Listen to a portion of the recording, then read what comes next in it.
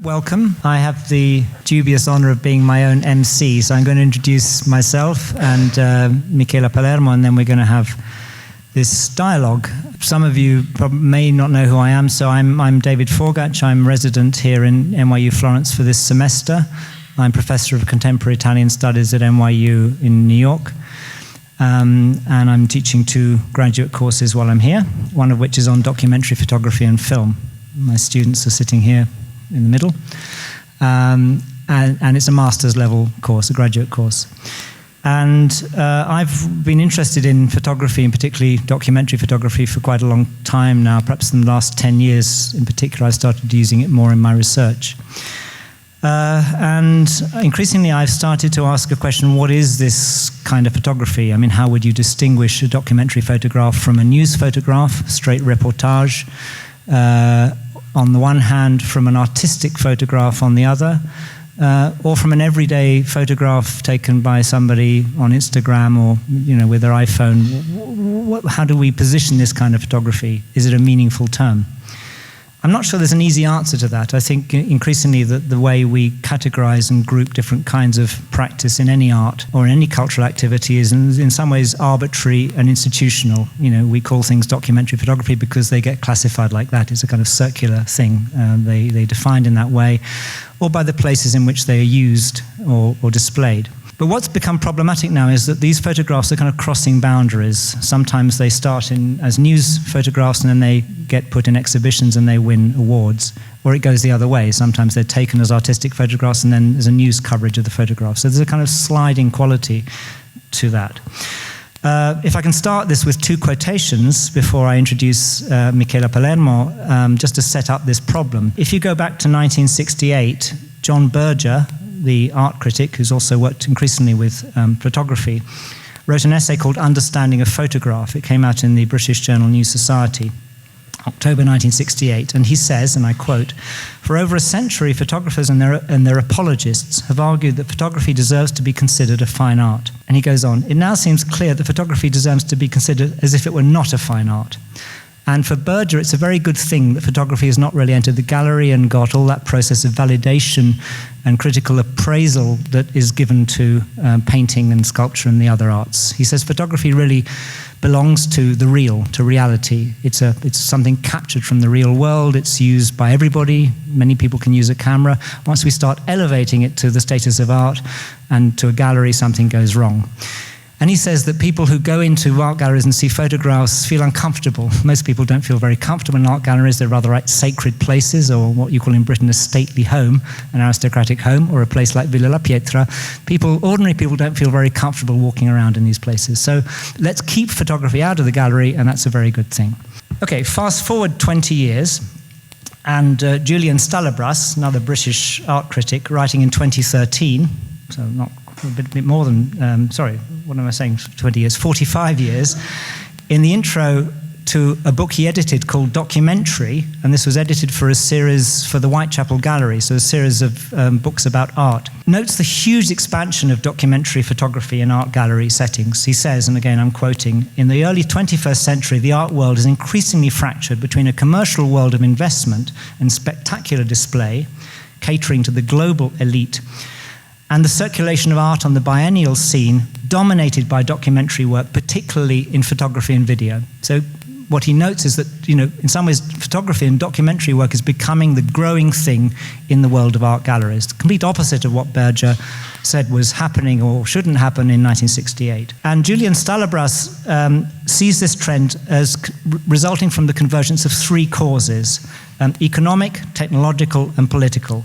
The economic cause is the globalization of the art world, with an increasing presence of non-Western artists, Chinese, Indian, Russian, etc., in Western exhibition spaces. And these artists are often, as he puts it, obliged to perform their nationality through reference to politics. In other words, if you come from India, you have to show work about communal violence, for instance. Technology, it's much easier and cheaper to make high-quality photography and video, and of course there's been the huge change brought in the last decade by the rise of social media. And we're going to talk about this in our discussion, the role of the internet as a distribution medium for photography. And lastly, politics. The events of 9/11, September 11th, 2001, and all that's followed that have pushed politics and its representation violently to the fore. And you put these three things together and you get this burgeoning of documentary work in art gallery spaces. And to give one example of this, which demonstrates these three causes interacting, this is a show that was originally in New York in 2012, but I saw it in Berlin recently. Liu Jia, who's married to Liu Xiaobo, who's the imprisoned Chinese dissident who won the Nobel Peace Prize in 2010 and is still in prison. In 2010, when he won the Nobel Prize, his wife went under house arrest, and she took a series of black and white photographs which are shown in this exhibition, which are very strange. I wouldn't really call them documentary photographs. They really fit into the category of surrealism. They're in the kind of surrealistic tradition. She's taken a doll, she calls these the Ugly Babies series, and she hangs this doll in various precarious positions, like off the edge of a roof or on a wall, or she crumples it. And this is a strange project somewhere on the boundary between fine art, documentation and politics. And this is, I think, an example of the kind of things that Julian Stalabras is talking about, this convergence of technological, political and economic reasons why a Chinese artist is getting visibility in a Western gallery space to make a kind of political statement about her condition. One more thing I thought I'd just show you, flash up before we get into the dialogue and talking about Michela's work, which is a statement from 1934 by Walter Benjamin in his essay, The Author as Producer. If you know this essay, you'll remember that he talks at a certain point about photography. And he starts complaining about the way that certain documentary photographs in photo books, what he calls photographic reportage, started being treated as art. We read these photographs aesthetically, whereas actually they're images of either poor areas of cities or industrial buildings, but they're turned into objects of aesthetic contemplation by being placed in a photo book. And the book he thinks he's talking about is this book called The World is Beautiful, Die Welt ist schön, by Renger Patch, which came out in 1930, and a great example of the new objectivity, the Neue Sachlichkeit photo book. Here's the quotation, I'll let you read it.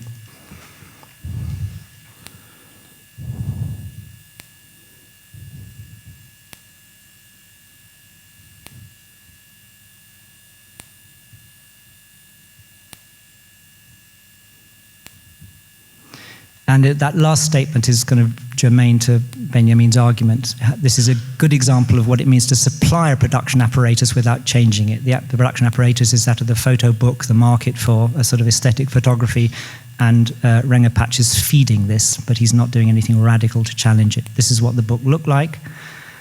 And these are some of the photos in the book, which I think maybe bear out what Benjamin is saying. A photograph here of a coal mixing plant, where of course people work and are paid not very good wages, and so there's a whole social world around this photograph, but what is given to us is an object of a kind of architectural sculpture. Or perhaps an even more extreme example, this image by Renger Patch of miners' clothes hanging up on a washing line. Okay, so what I want to try and register is that there's a certain problem or a problematic quality about mixing documentary photograph on the art gallery or documentary photography on the photo book, and there's a tradition of people having problems with that, which goes from Benjamin in 1934 to John Berger in 1968. And that brings me on to introducing Michela. Michela Palermo was born in 1980. She studied photography in New York at the International Center for Photography, the ICP, and at Arles in France. But before becoming a photographer, she did a degree in political science at the University of Bologna. She was particularly interested in social and political theory, and she did her thesis on multicultural policy from a gender perspective. So there's a kind of background of politics and interest in gender very strongly in her work. After graduating, she became a photographer, studied photography, and she now lives and works in Naples and has done projects particularly around in the south of Italy.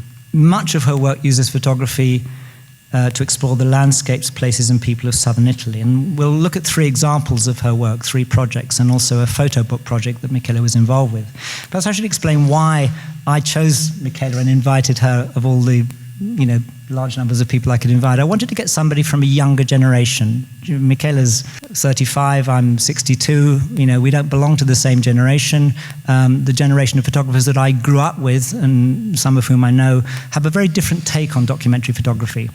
Don McCullin, who's a bit older than me, he's 79, turning 80 this year, who's a photographer I like very much, and I'm going to show a clip of a little film that he did, comes from what I would call a generation of documentary photographers who did war reportage. They did social documentation, a kind of social realist school of documentary photography. So it's reportage and social realism.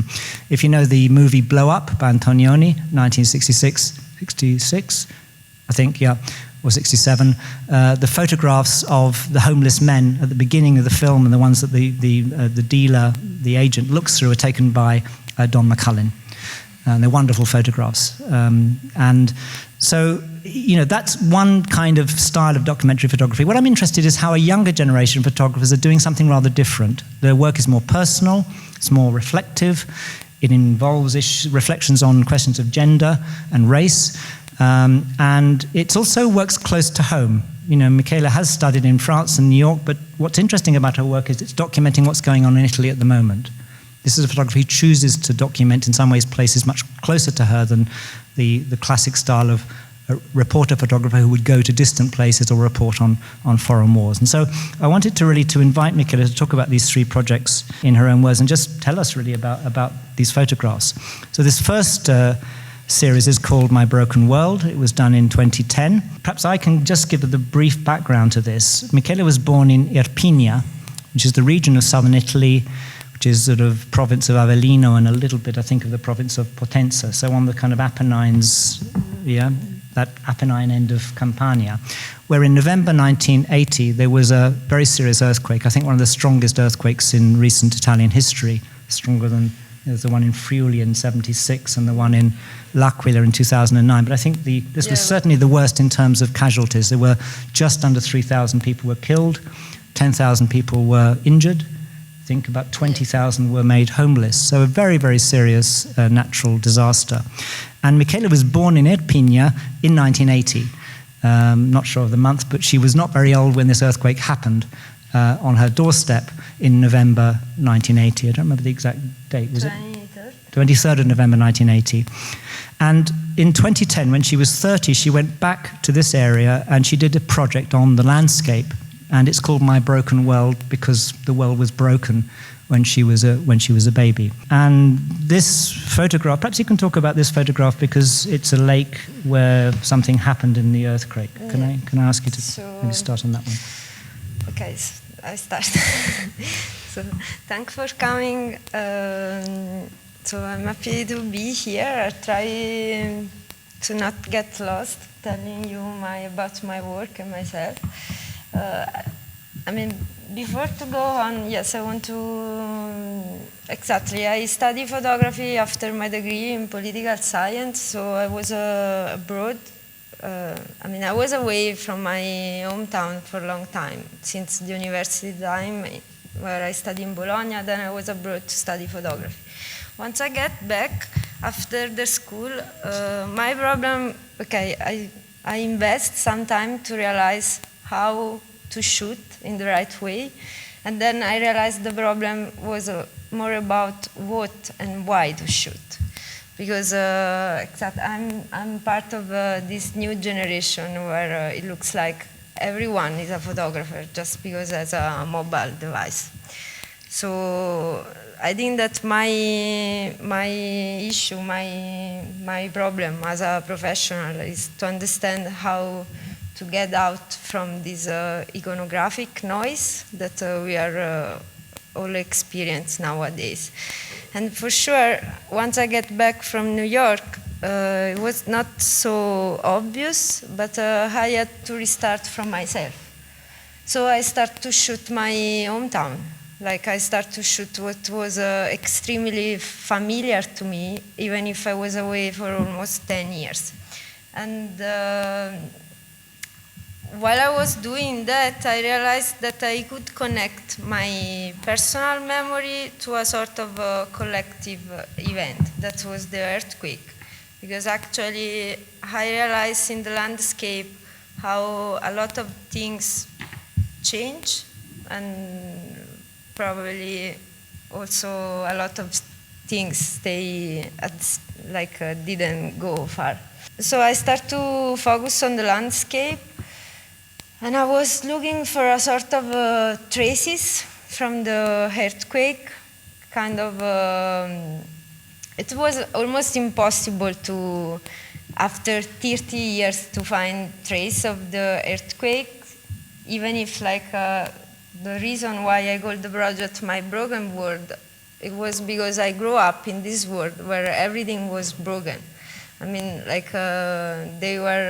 grew up while they were building roads again, or houses again, and I think that that was something that also fascinating me, this kind of vulnerability in things.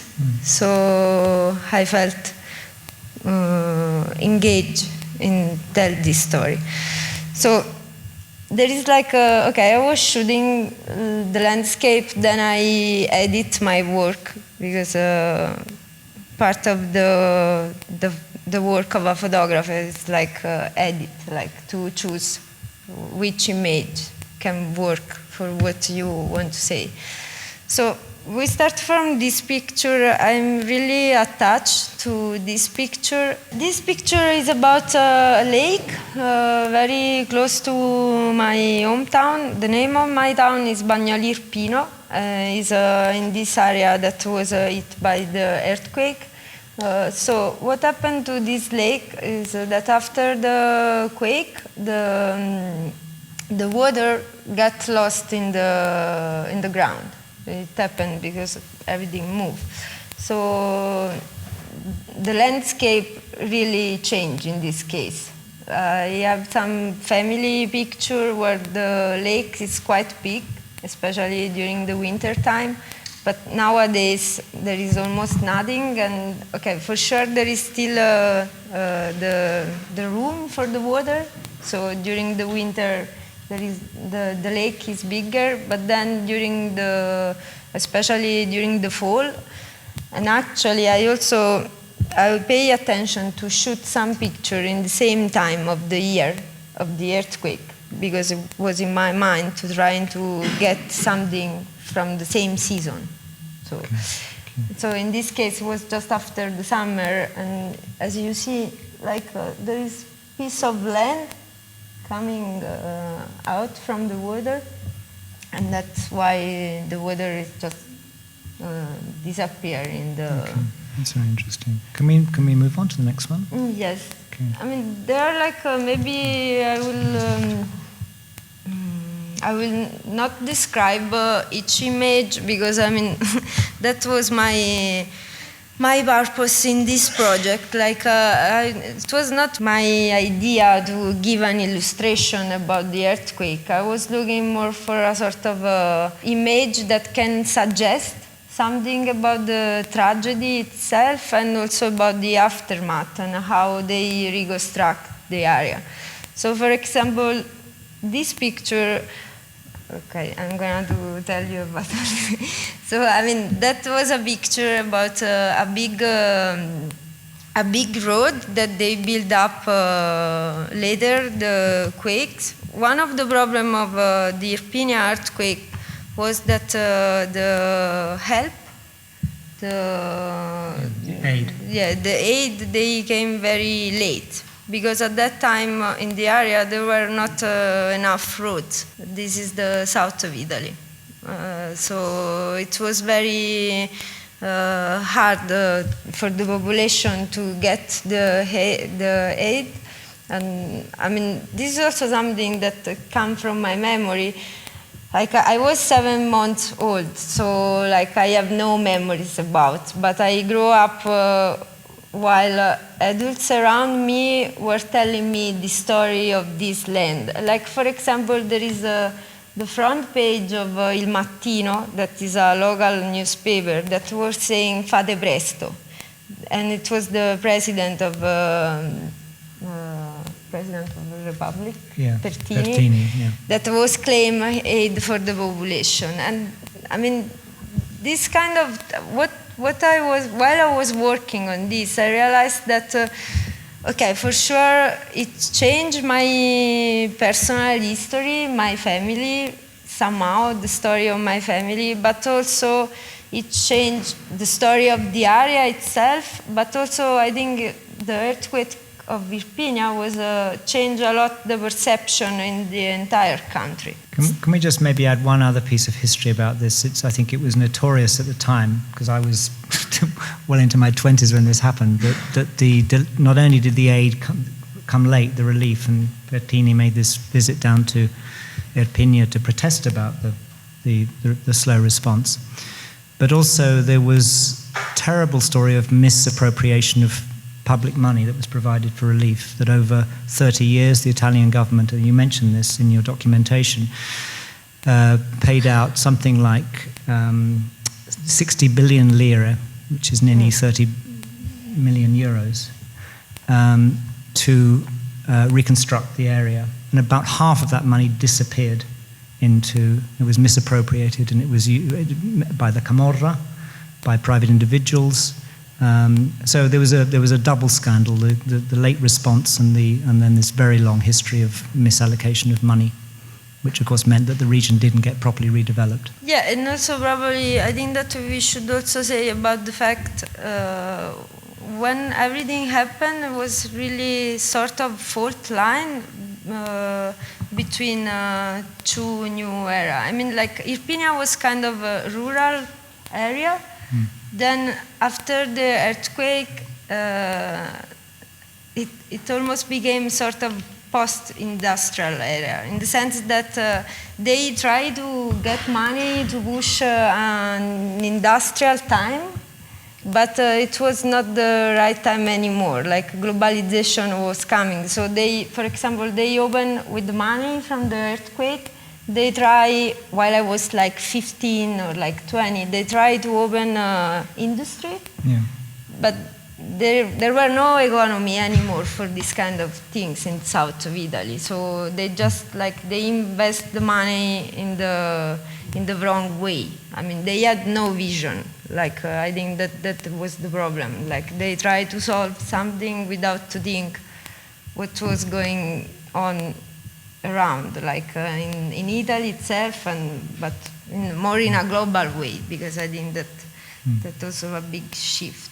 Can we just go on a minute, because yes. One of the things that's interesting about your work is that you, when you talk about it, that you talk about your personal relationship to the landscape, and you try in some ways to put that into the photograph when you take a photograph. For instance, a photograph like this, without any context, could just be a nice snow scene. You know, if we didn't know who took it and where it is, if I took it, I could just put it on a Christmas card and it would look nice. But in this case, it's part of a series of photographs which are documenting what happened to the land and what this land looks like now. So I wanted to ask you about that, you know, the how your own experience and your own relationship to the image inflects the meaning of it in a particular way. Yes, I mean, I think that was it was sort of a first attempt that I did, but I realized that, okay, to make image that can matter to people, they should matter to me. So for sure, I try to go through my vision to put something back for the viewer. And I think that, I think that, okay, I consider myself as a photographer. I like to say I'm becoming a photographer, because I feel it's a sort of endless process, because for me the problem is not to shut the button, but is to find something meaningful for me to say. And so I feel like that, for sure they are photographs, so they are documents, and the earthquake is something that happened, and also the location that I choose have a particular meaning. But then I think what really give the meaning to this image is like I stand behind them, like my story is behind them. And that's why also, like we were talking before, I always try to put text close to my image, because I need the viewer as a context before to see my image. These images, I mean, Michela sent them to me with captions, and she said she always presents them with captions. I've taken the captions out because I thought, you can be the caption, and it would perhaps be better to hear her describe it than to read at the same time. For instance, this one here these two interest me a lot. This first one of a train which seems to be still on some overgrown track. Is that because the line is disused? Yeah, the line now it doesn't exist anymore. When I was doing this project, there were just like, I think, one train a day, but maybe less. But also, like for me, all these images they were kind of a metaphor for describing also my condition as a generation that grew up after the earthquake. So, like the next image. So in this case, this is just grass growing on the wall, and it keeps growing. And actually, a friend of mine, he sent me a picture of these greens with blossom. And he was telling me, okay, this is the happy version of your picture. And somehow it was true. Yes, but then when I decided to take this picture, I was looking for something that was not happy, because from my high school, for example, there is no one of my generation that still live there. So it means that people are flying away and no one is there. I was struggling with this concept. And then I realized after that I could also find another way to tell a story about the reconstruction, and I found this story that I will show you later. So for example, this is really close to the epicenter of the earthquake. And it's a beautiful, it's totally peaceful and beautiful, but that was also in my mind, how, I grew up in this beauty, because I think that Irpinia, it's a beautiful place, naturally, it's powerful. But the idea that, they were telling me that one day for almost 1 minute, the earth was shaking. And I think that they were saying it was almost 40 seconds. So I think that's some, I didn't just once in my life I experienced an earthquake. It was somewhere else. And I suddenly recognized, and I think that you really feel small when you experience something like this. Well, I think it's very interesting how this image, but also many of the ones in the series do really draw attention to this question about documentary photography. What makes this a documentary photograph and not just a landscape shot or a personal snap? I think it's your interaction with the image, and the fact you can supply a certain narrative about it makes us see it as a documentary photograph. It can only really work like that as a photograph produced by you. Yes, I think also that the problem is, I'm not doing news. I don't have to, I think that my aim is not witness, but it's more to reflect on something and give back something through my perspective. But still, I feel this is I'm doing this because I'm fighting with I'm not fighting, but there are so many images. So if I add something to this chaos of image, I need to put my meaning inside. And still, I feel it's a document, because photography, the medium itself, is a document. It's sort of a proof of reality. Yeah. It's not illustration. I'm not making drawings, and I know why. Because I'm deal with the reality somehow. So I'm taking from reality and I'm trying to give back. I think. I think at this point I just introduced one brief cutaway. I mentioned Don McCullin earlier, and I said I'm going to drop him in. And I wanted, because I think it's so relevant to Michela's work, to just show this very brief clip. It's about 50 seconds from a film that he made for French television in 1992 in the series Contacts. You may know this. There are 3 volumes of it, and first volume includes Don McCullin, but the other 2 include other people, Martin Parr, I think, in the later series. And they're a great series. They're 50 minutes or something? No, not even that. No, they're short. I think they're 20 minutes or something. Are they more than 20? No. And, in each case, a photographer is invited to look at contact sheets of their work and talk about their work historically. And Don McCullin, who was born in 1935, was one of the most famous, well-known war photographers. He'd covered a number of wars and civil wars, including some of the most famous Vietnam photographs were taken by him, one of a shell-shocked soldier holding a rifle, you probably know. And he, in the late 80s, I think, just gave up doing war reporting, and he started photographing landscapes in England, where he went back to live, and flowers and these kinds of things. Very strange change. And I find this incredibly moving, this bit of the film, where he talks about that shift, and he says that when he moved back to England, the landscapes were full of violent history. The landscapes weren't just landscapes, they were something else. But I'll let him say this in his own words. My whole life has been a theatre of war. I regret it. I now spend most of my time in the English countryside photographing landscapes.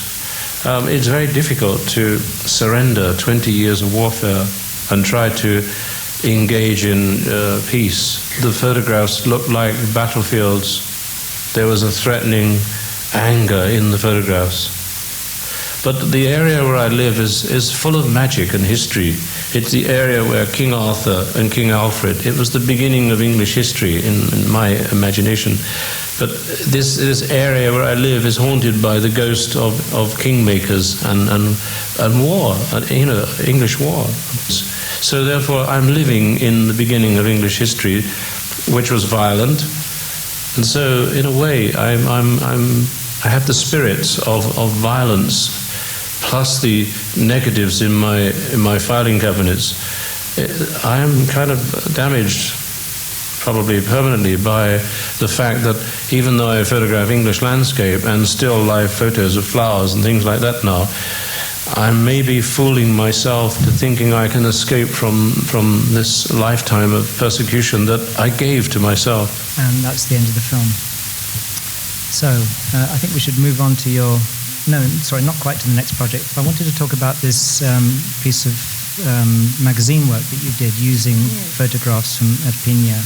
This is a story that Michela did with a journalist for Di La Repubblica, the magazine, which is the kind of lifestyle magazine of La Repubblica, where you can see that they've done, perhaps show a few of them. There's a kind of diptych, a double image in each case.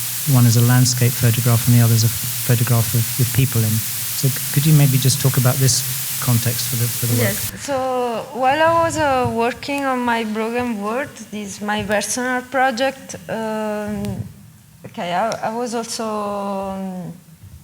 I realized that was kind of was too much personal to get in the editorial market. I mean, it was almost like 5 years ago. At that time, I was also struggling to have a sort of identity as a professional, so to be published in a magazine with my picture could allow myself to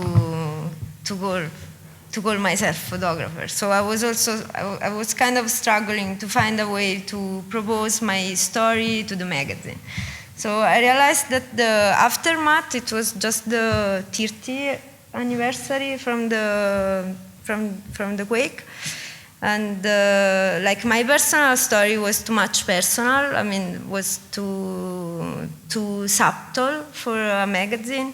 So I was looking for something that could suit to them. Actually, that was my aim, and I was. I mean, I don't know if I was lucky. Yes, but I found a very interesting story linked to the aftermath. That was about this volleyball team that is sponsored by a company that is doing software for engineering and buildings. And for sure, this knowledge, they are doing software. The name of the company is Akka. Now they are kind of leading the market in Europe. I mean, they grow a lot. And for sure, I mean, they grow also because, I mean, after the earthquake, this kind of knowledge was necessary to push the reconstruction. So they have this, I mean, they grow as a company, and they decide to invest some money in the volleyball team. And women's volleyball team. Yes, I mean, they have both male and women. Okay. But then women, I mean, now this volleyball team is in the first category of the Italian league. And you can imagine that for a town of 10,000 people to have a volleyball team in the league, it's a sort of big things. So what I did was like I was taking picture of the athletes. I mean, they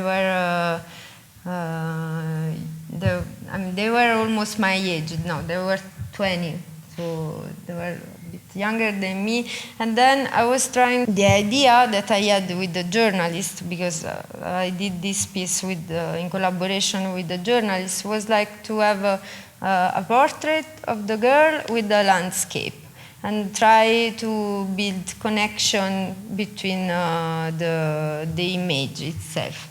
So I was telling the story about the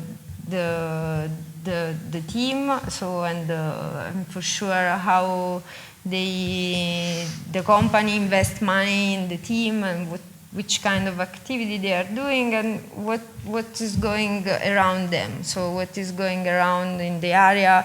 For example, I mean, like, I don't know if you can see the picture, this picture. So that is a crop about flower. So that was kind of new business that they start maybe 10 years ago. So I was looking for like kind of connection about this kind of rebirth of the land. Can I just ask you a question about this, Yes. though? I mean, how far was this decision to tell a story about people, so the story about this volleyball team determined by the journalist? Was this something that because you say that your own landscape project is very personal, but it doesn't work for this format? No, so I decided that. I mean, like, because somehow, like, I had the feeling that my project was very personal, also because I didn't find a way to stay there. Yeah. I mean, I made some other choice in my life, and I'm very happy about. But when I realized that there were this story about this girl, that they are successful and they are, I mean, they fit to the environment where they decide to stay, I thought it was powerful. I mean, I think also maybe it's not. I don't know if I should stress this point, but I mean, this story about the volleyball team. It was very meaningful because also, like, I grew up, I mean, I did a kind of a normal school. Like, for example, my high school, we didn't have a gym for a long time. Like, we cannot do it, we could not play because we didn't have a gym in my years. In my mind, like, the story that someone after, the earthquake, so they start a business about something related to the earthquake, and there is someone that is investing the money in the collectivity, was a sort of a powerful concept. Also because before we mentioned this kind of big scandal about the money, I thought it was kind of... positive story. It was kind of... And somehow I also feel that, you know, sometimes you show the positive side, that it doesn't mean that there is no bad side, but you just, you get a perspective that can be useful to reflect on it. Perhaps we should move on to your other two projects, which I think we can look at perhaps a bit more briefly. The second project, which we decided to show, is about Castel Volturno, which is a town on the coast of in the province of Caserta, so north of Naples. where there's been a large influx of migrants from, largely from Nigeria or a number of countries in West Africa? Most African. Mostly from West Africa, yeah. And Michela's done a project where she's looked particularly at young women. There's also some landscapes here. And we can go back on these, but I thought I'd ask you about this series. Actually, there are two men here. And then this is the beach at Castel Volturno, another woman here, and another landscape. So we can perhaps go back over those. I don't know if you want to talk about any of these images, but I'm interested in your choices of what to photograph here and how to document this world. Yeah, so I start this project because I was invited in a sort of a collective project. The name of the project was Middletown. So they invite 12 photographers from different places in Europe to choose Middletown and to explore the concept of Middletown. Each of us did in a very different way, but I made my proposal about Castel Volturno. Why Castel Volturno? Because I think Castel Volturno is a very special place. It's on the edge of Napoli, it's on the edge of a big city, and I have been there several times. First time that I went there actually was for an assignment. I did a story about a child care center for migrant children. There is a very high number of migrants in the area. Why? Because in the 90s, when it was still possible to fly in Italy, that they were not coming by boat, there were another flux of immigration. A lot of them, they came for cropping, for seasonal harvest. Yeah. So, and they based in Castel Volturno because Castel Volturno was in the 60s, 70s, was just an holiday place. So there were a lot of empty holiday houses that the migrants can rent for cheap. There is a big community of West African. Most of them they are Nigerian, and I was kind of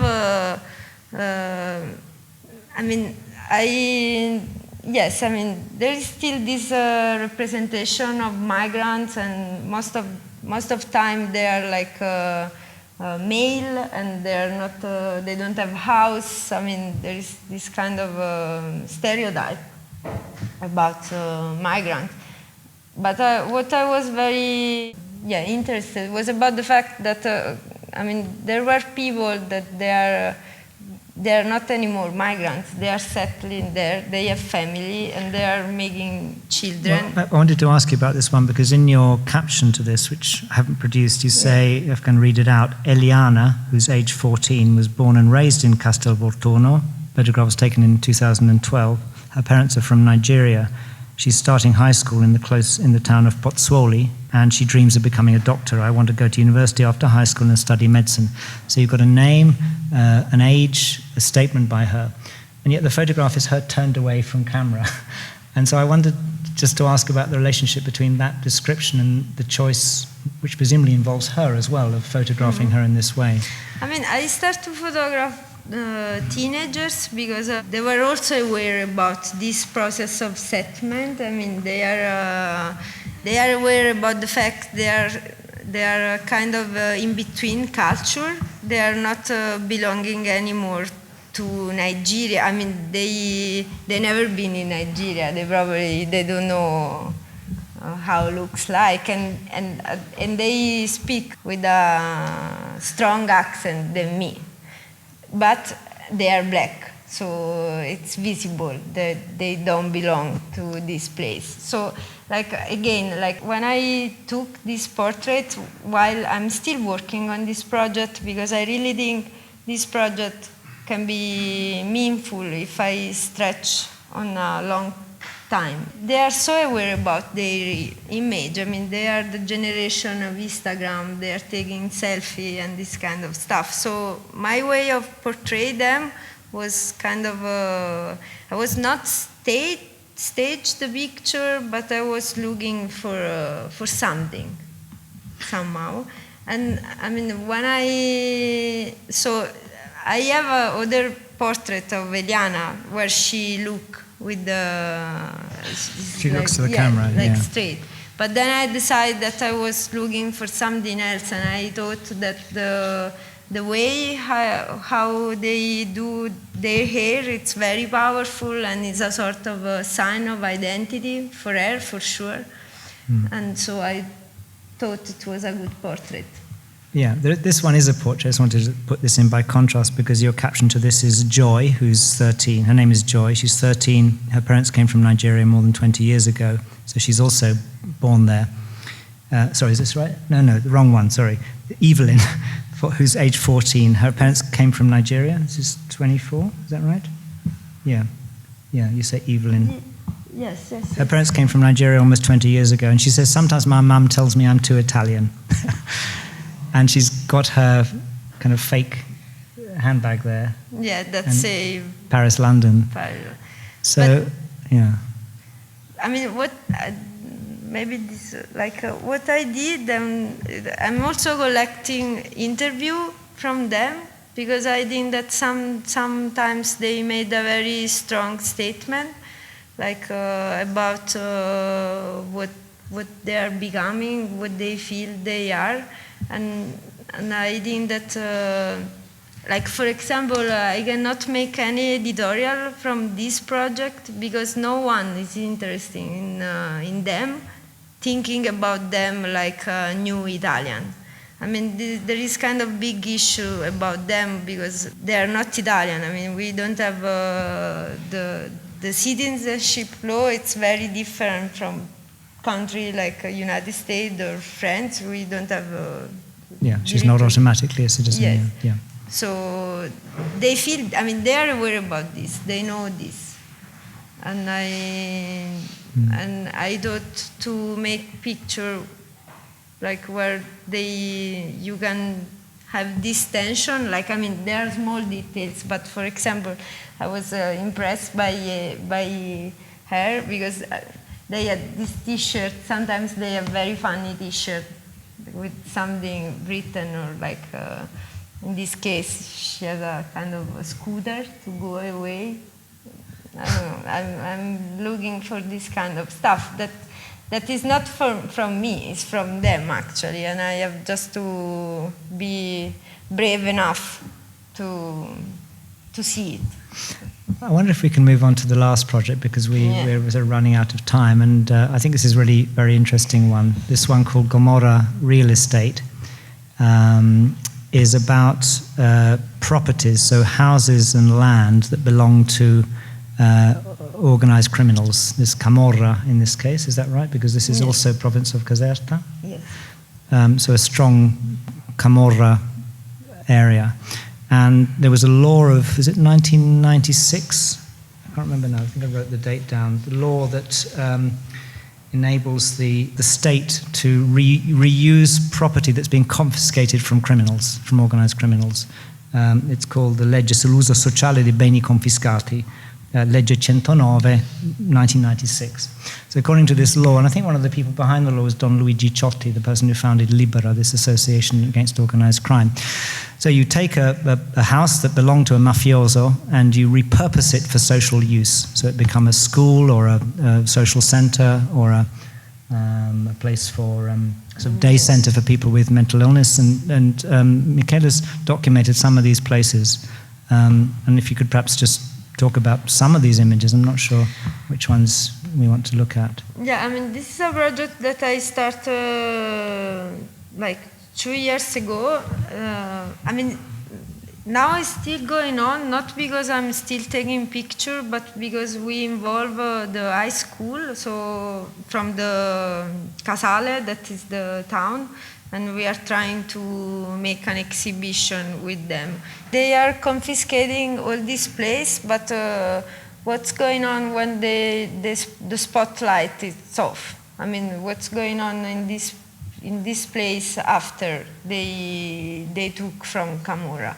And actually, I mean, it's a very long process. It can take almost like 10 years, like to seize the place and then to renovate and then to give back to the collectivity.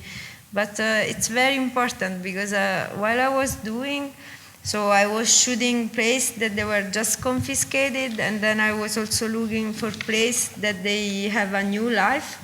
I realized that, for example, some of them, they were transformed because they really need. Like, for example, there is a picture that is about child care center. It's about a nursery. So there were no nursery before they confiscated the place.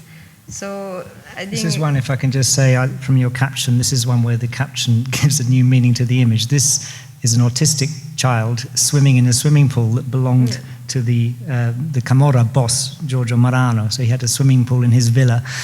When he was arrested and the property was confiscated, it became used as this center where children could do sort of swimming therapy. Yeah, so, I mean, you realize how lack from the central government is in that area, and then you realize probably how Camorra get power in this area. But this is another former villa, isn't it, of another boss? This is another Camorra boss's villa. Yeah. And now they have a shelter for women escaping from domestic violence.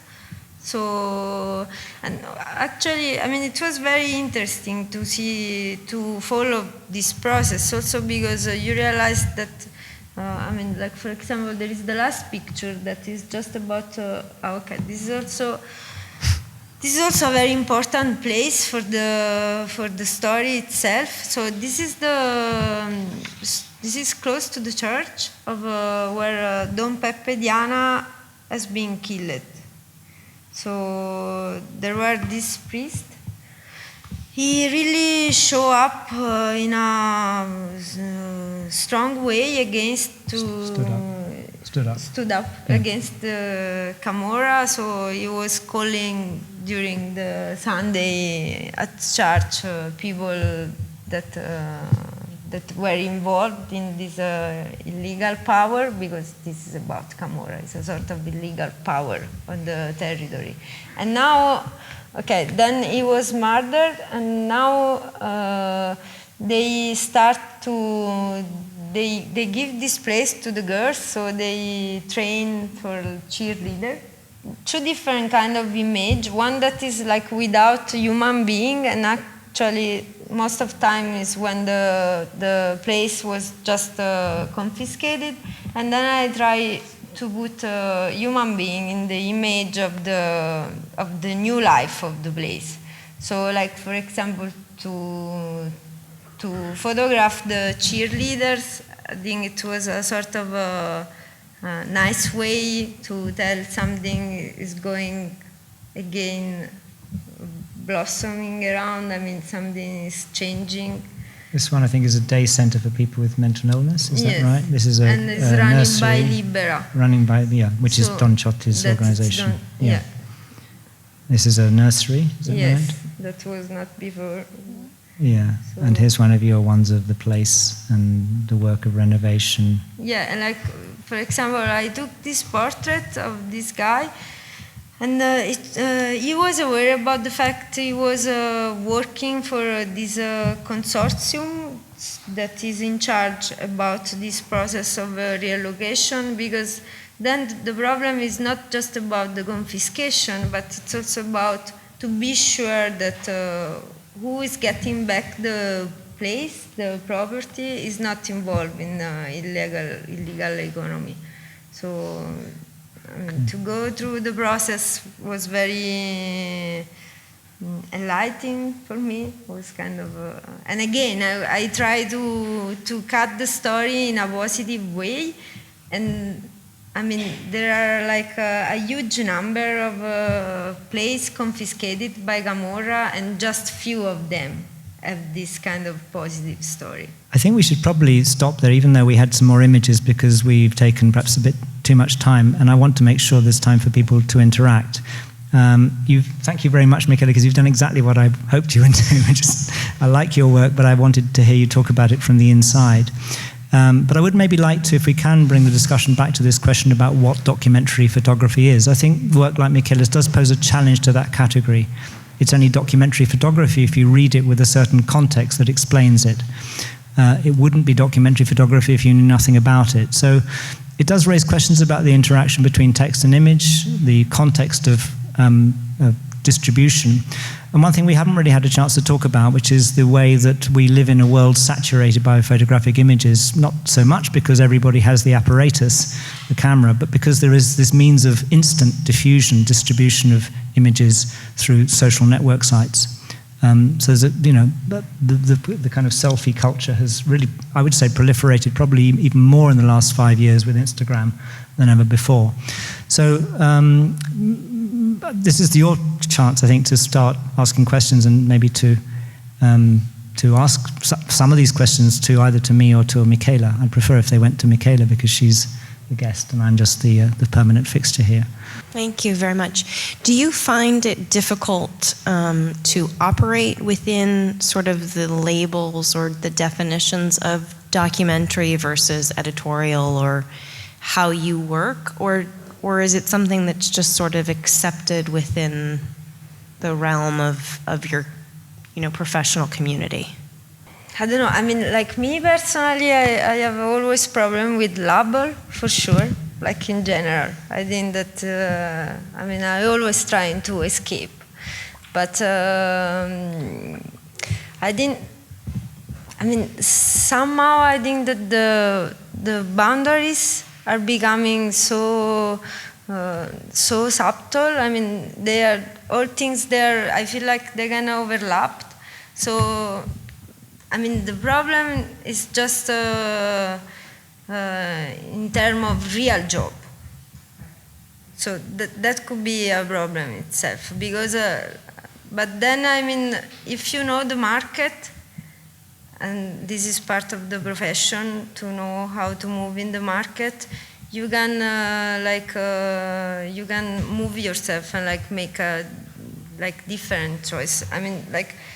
I was aware, as I mentioned you, I was, when I did my broken word, it was impossible to be published with this feature. Because they have advertisement in a magazine and they need to fit with the advertisement. This is part of the game. So if you know the rule, you decide or to stay away or you play with them. So, but I also, probably I'm talking like this because I put myself just on the edge between photography, documentary photography, fine art photography. I change easily. I think that if you talk with my colleague, that they struggling every day and probably they do news and they are surviving just from editorials. For them, it would be much more difficult to reply to you. Would be. I think it's a conflict in this somehow, and then you have to fit to a label to get a job. This is also part. Thanks. So we were just shown two different examples of different work that you've done that are both considered documentary photography. Now, one of them is the first work we're presented with, which has a deeply, it's very deeply contextualized in the sense that it's, your hometown, and you have this deep personal connection to it. So, the context for that gives us a whole new look at the work, especially with the title, right? As soon as you see that, there's automatically something, broken world, there's automatically something there. But then I'm a little more, I'm questioning how that's the same, on the same level as, going to the Middletown or suburb, I'm assuming, and documenting the lives of other people, ones that you don't necessarily, not that you don't have a relationship with them, but that it's, you're documenting lives that you're not a part of, and you're documenting, you're coming from an outside perspective into it and asking questions, and you're getting answers. But, this is a different kind of documentation because it doesn't have this personal touch. It doesn't have this interactive bit that's necessarily there in your first work that we exhibited. So I'm just wondering, because I would have said that, or I would have thought that the idea of documentary photography is just that, is just to document, is not necessarily to have this contextualization with the emotional weight of your first work. So I don't know if that could be spoken about more, or if that's just, Yeah, I mean, if I get the question, okay, I think that part of my work is about empathy. So, I think that part of my profession is about to get what is around me. So I had kind of shortcut in my hometown because it was clear. I grew up there. But then I think that it was just a way to train myself to do more later. So again, when I went to this middle town, I had some knowledge about the place itself, about the story of the place, but then I had to engage myself in a personal way, and I think that, for example, I was accepted by the girls, by the teenager, because I was not from there, and I look a bit alien for them, why this white girl is coming here to take picture of us, what she wants from us. And can I just come in there? I'm just curious to know, in your question, you seem to be suggesting at the end you thought the second kind of project was more what you understood as documentary photography, and the first kind was somehow not quite the same thing. Is that what you're saying? That why would you exclude the first kind?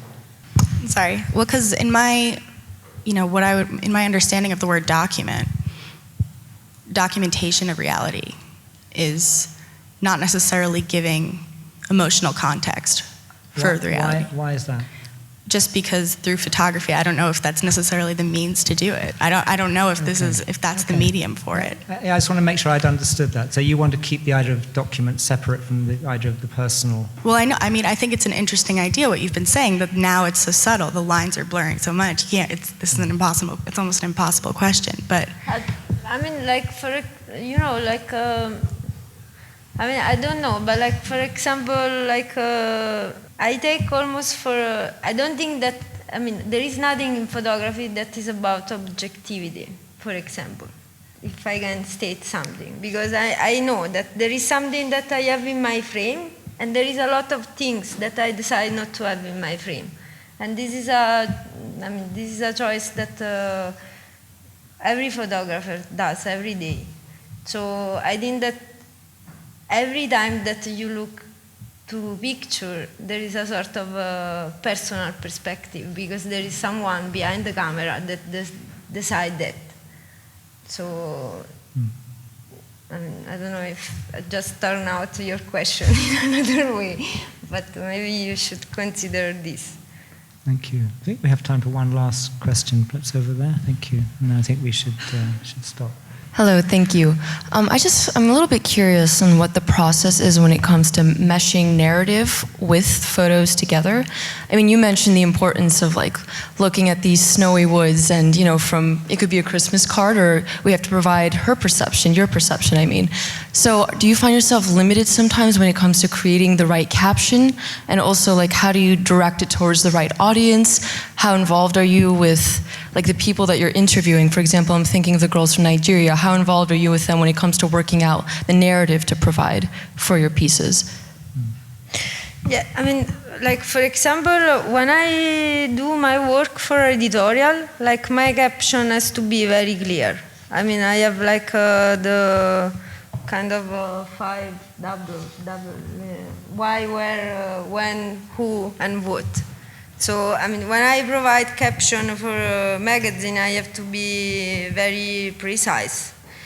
Then, For sure, when I do for my personal project, okay, the context has to be the same, but I can be more flexible in the narrative because there are like some points that I feel they get more value, more weight in the story also through the time. So, you know, like when it doesn't matter anymore, you know, because I feel like I'm trying to change dimension, like just to stretch the story. So I don't know. I mean, I'm changing. Like I use narrative as a tool, like light. So it's like I decide what to say and to who, and it's a sort of choice because I feel like I pretend to be an author of the story. I mean, I want to be the author of the story, but I'm saying the truth. I mean, I'm not doing drawings. I'm taking picture. Makes sense? Thank you. I think we should stop there because I think we've been going just over an hour, and that's probably enough. But I would like to thank you for coming and for your questions, and to thank Michela for coming up from Naples to talk about her work, which I like very much. And to me, it challenges these boundaries about what is documentary and what's art photography. It raises all sorts of interesting questions about the relationship between text and image. And I very much like this personal investment in certain stories, which comes across very strongly in her work. So thank you very much for coming and sharing that with us. And thank you.